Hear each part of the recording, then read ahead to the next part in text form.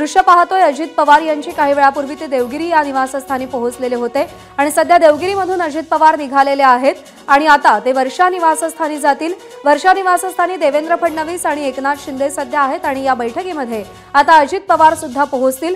देवगिरी निवासस्थानावरून अजित पवार निघालेत आणि ते वर्षा निवासस्थानी जातील।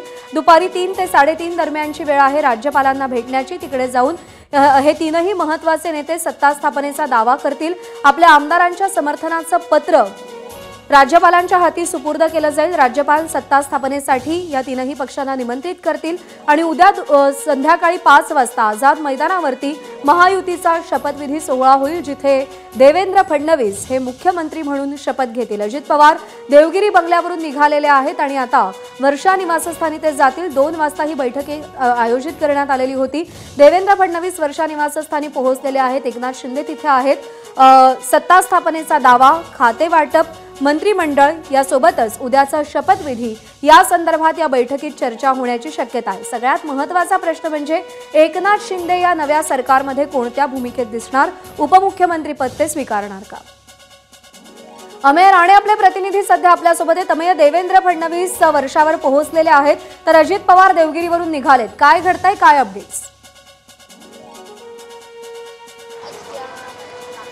नक्कीच आपण आता बघतोय की राज्यातल्या घडामोडींना वेग आलेला आहे। देवेंद्र फडणवीस यांची भाजप गटनेता आणि भावी मुख्यमंत्री म्हणून घोषणा होताच अजित पवार सुद्धा तातडीने दिल्लीहून मुंबईत दाखल झाले। काही वेळापूर्वी ते त्यांच्या शासकीय निवासस्थान देवगिरी इथं दाखल झाले आणि त्यानंतर अवघ्या 10 मिनिटाच्या अवधीत अजित पवार त्यांच्यासोबत सुनील तटकरे प्रदेशाध्यक्ष आणि त्यांच्यासोबत प्रफुल्ल पटेल, पार्थ पवार हे जे नेते दिल्लीहून आले होते ते सुद्धा आता देवगिरीहून निघालेले आहेत वर्षाच्या दिशेने। वर्षाच्या बैठकीत आता नेमकं काय होतं, कारण की अपेक्षेनुसार आता महायुतीच्या वतीनं राज्यात सत्ता स्थापनेचा दावा हा राज्यपालांकडे सादर केला जाईल। राजभवनावरती हे सर्व नेते आता इथून जातील आणि त्यानंतर उद्याचा जो शपथविधी आहे त्याची तयारी अंतिम टप्प्यात आहे, त्यावर सुद्धा चर्चा होते। सगळ्यात महत्त्वाचा मुद्दा म्हणजे मंत्रिमंडळाचं वाटप।